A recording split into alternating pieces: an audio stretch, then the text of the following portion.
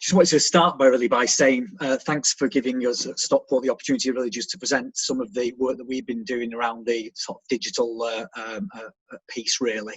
My name's Mark Fitt, I'm a Director of Adult Social Care here in Stockport, and I think, you know, if I think back to recent times, I think we've always been a council certainly that has been keen to ensure that we're exploiting, for want of a better phrase, you know, digital schemes and digital era as much as we possibly can in terms of whether that's direct service delivery or ensuring that our workforce are as equipped as best as possible really to be an agile workforce, a workforce that doesn't have to necessarily just work from an office base as such.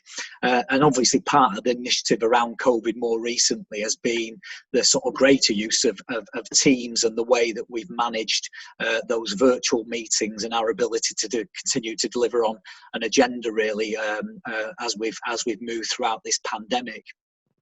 What this presentation is going to just concentrate on though is where we've tried to sort of include, you know, a digital offer in relation to direct care, and I think we begin the presentation by looking at the council's approach in general and then focusing on two specific elements within adult social care in terms of direct service delivery and how we've used technology in relation to whether that's ensuring that people can remain connected during this pandemic, particularly those most vulnerable people where, for example, in care homes where lockdown has impacted significantly in relation to visiting, you know, and people in very difficult circumstances may well be sometimes the end of life care, and how we maintain some at least social contact for those individuals, but also how we've worked with health colleagues in relation to virtual consultations and also remote monitoring of people's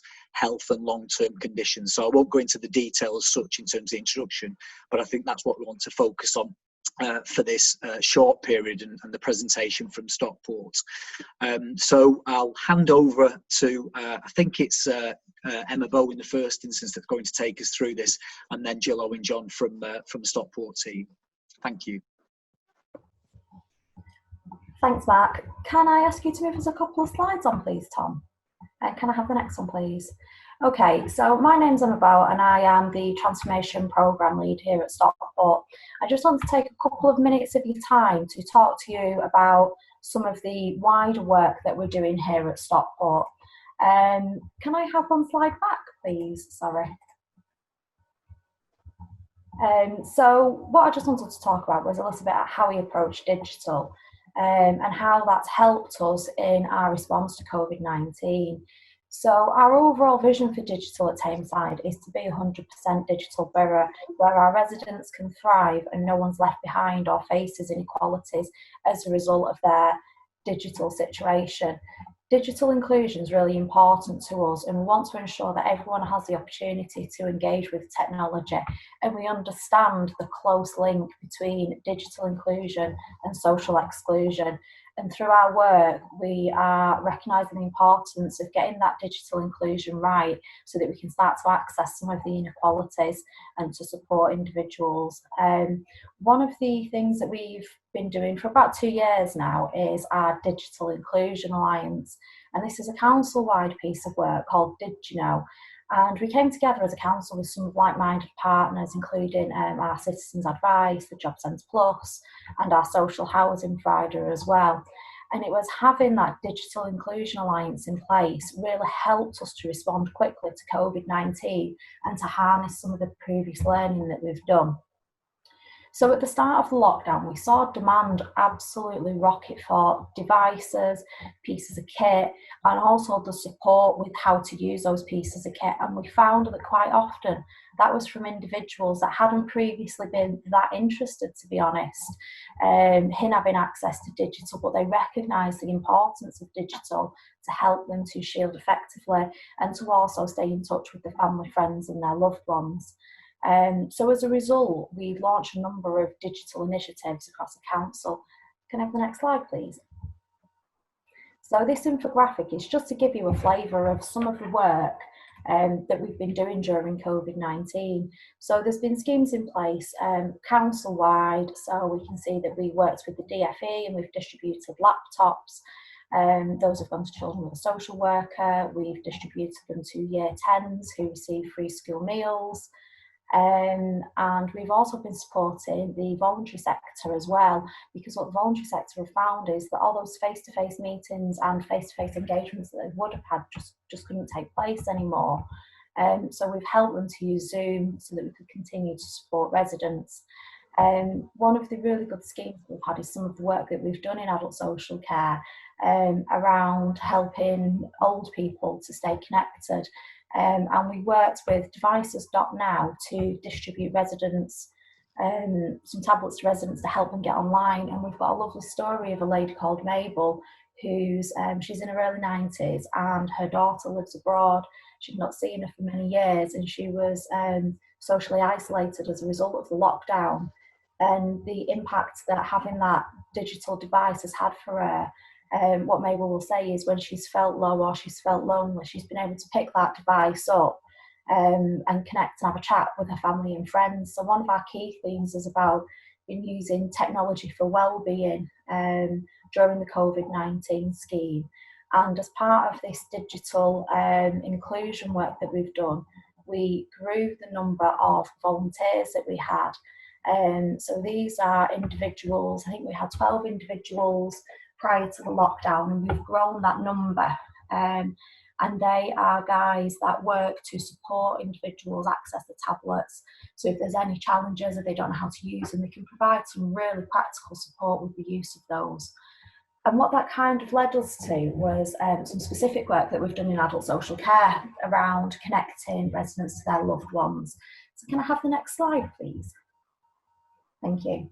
So this is our digital support to the care sector. And at Stockport, one of the things that we really try to do is to put the residents at the heart of everything that we do. And as Mark said in his introduction, we recognise the challenges in the care sector in terms of not being able to visit, not being able to see loved ones, and also where you've got individuals that might have end-of-life support needs, just making sure that we can try and keep people connected as much as we possibly can. So following on from some of the other schemes that we've talked about, we launched a specific adult social care scheme. And as council, we purchased a number of 4G data-enabled Android tablets, and we distributed those out and donated them to our care sector. So there were 110 tablets that went out, and they went to residential and nursing homes within the borough. They went to LD providers who support individuals residentially, so it could be supported living or it could be a residential care home. And also we've got our own in-house supported tenancy scheme as well in Stockport.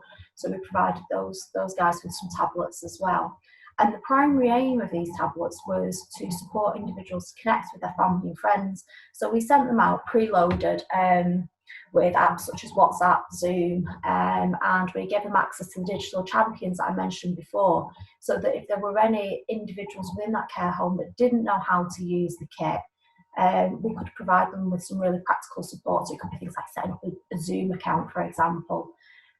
So we distributed those out, and we asked the care homes to primarily use it for visiting, but also we started to work with some of the care homes to hold professional meetings as well. Now the council will always host the professional meeting because we do it through Microsoft Teams.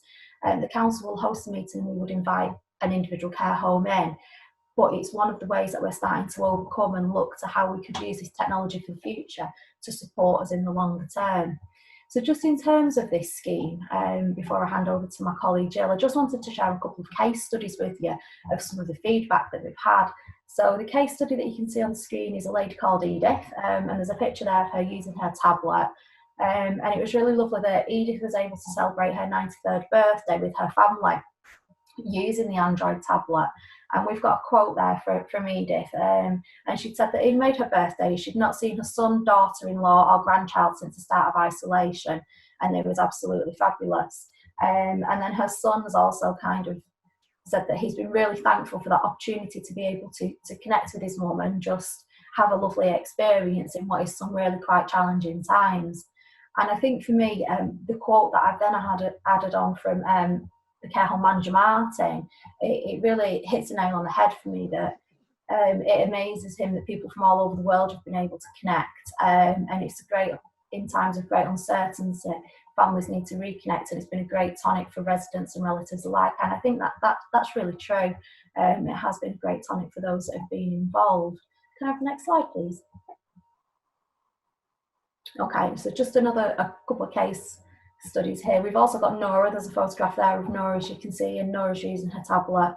And at the point when we had a conversation with Nora, it'd been about 8 weeks since she'd been able to see her family, and she'd actually been able to connect with her granddaughter Keely, who lived over in South America.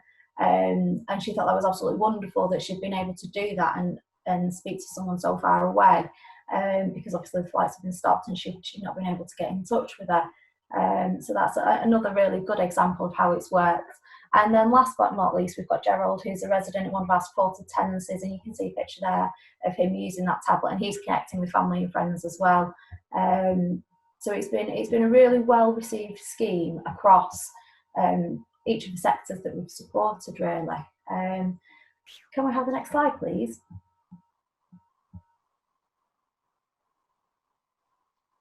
Okay, and on that point, I'm going to hand over to my colleague, Jill. Good morning, everybody. I'm Jill Owen-John. I work in adult social care as a commissioning manager with a particular interest in technology. I'm just going to talk a little bit about some work we've been doing with some of our health partners using technology during the COVID times. So talk a little bit, first of all, about a project that we've got using a Norwegian company called Dignio. This was a project we started at the end of last year, which was intended really to work with people with long-term conditions in their own homes, particularly people with COPD, using Bluetooth devices to take vital signs of, so heart rate, temperature, oxygen saturation, etc. Working with our out-of-hours GP provider, Mastercall. And we funded this project through winter pressures money. And I think when we were having meetings at the back end of last year, they'd had quite an unpleasant flu season in Australia, and we were predicting that might come to us. So we didn't get that, but we got something else instead. So I think we then moved into looking at the potential of this equipment to deal with some COVID, people with COVID within care homes.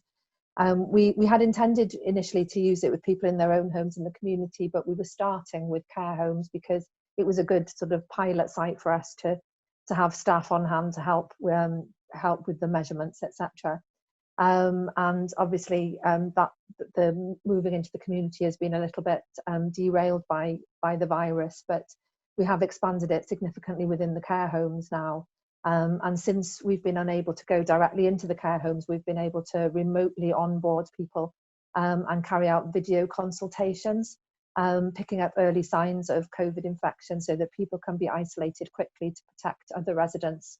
And we're now using the kit to support early discharge from hospital.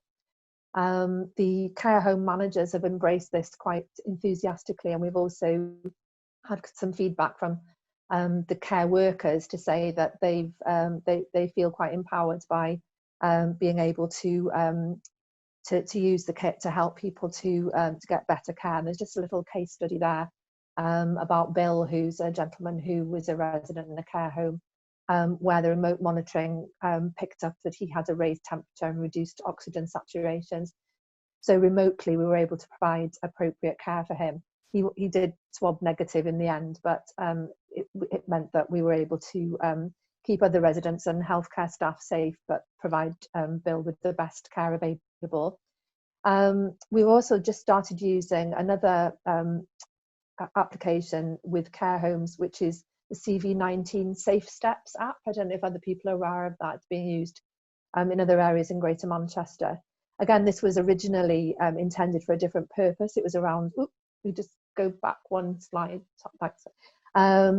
it was originally around falls prevention, but it has been now repurposed to pick up what they're calling soft signs of deterioration in care home residents, which is if people just aren't quite themselves. And so maybe if someone doesn't have verbal communication or isn't able to give an accurate history of how they're feeling, this picks that up from a sort of subjective care worker point of view to flag up that somebody might not be quite themselves. and every resident is RAG rated on a daily basis, and that information is sent through to their allocated GP practices to help the GPs with prioritising work and make sure they know which residents need their attention most urgently. Okay, next slide, please, Tom. And this is just the final slide, just a little bit about our standard telecare service, really. We noticed we have a very good telecare service within Stockport, and we did notice early on that there was a reduction in demand for telecare during the early lockdown period. And I think that was for a variety of reasons. We had a new client record system that the social workers were struggling with. We also moved our social work team out of the hospital and started a discharge to assess model.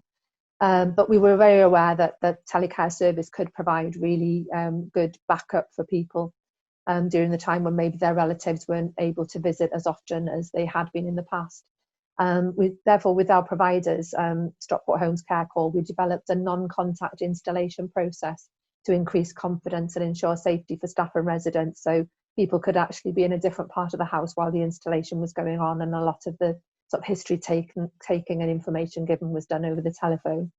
And since then, we've developed further our fast track installation service, which we set up a couple of years ago with support of the LGA and NHS Digital Social Care Digital Innovation Programme around fast track installation of equipment, including own phone ready to go telecare kits to facilitate hospital discharge and avoid hospital admission. And in addition to doing all that, our telecare service also developed a wellbeing check call for over 4,500 of their service users, providing regular welfare calls, food parcel deliveries, medication deliveries and hobby packs. So they've really stepped up to provide a really good service for us during the time. That's it. Thank you very much. And Councillor Pryor, if I could just a final couple of comments before going to the questions, if that's okay.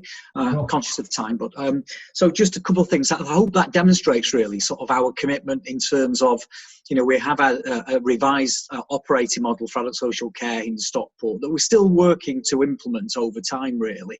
But I think right from that sort of prevention side of things, even whether that's in care homes where arguably you're not preventing, you know, any further deterioration in people's physical well-being, but certainly from a well-being point of view, the significant impact that something as simple as a tablet and being able to see somebody had was immense, and the stories speak for themselves in terms of that impact.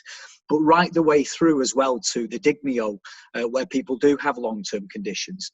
And what our colleagues will tell us is that the kit actually detects deterioration and changes in people's condition before people themselves even know that there is going to be a change in their overall condition. So they're able to intervene at a much earlier point in that person's care and support needs, and intervene in such a way that it gives a real positive outcome to those particular individuals.